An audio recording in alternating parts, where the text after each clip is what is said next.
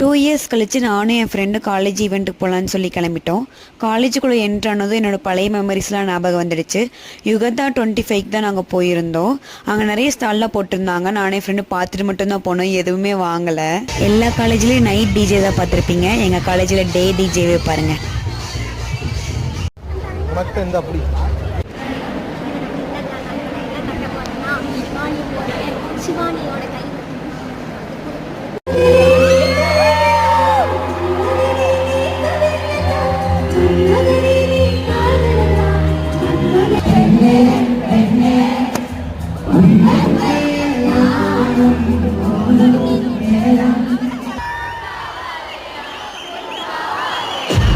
Super singer Sridhar சேனா மானசி அவங்க பாடின பாட்டு சூப்பராக இருந்துச்சு.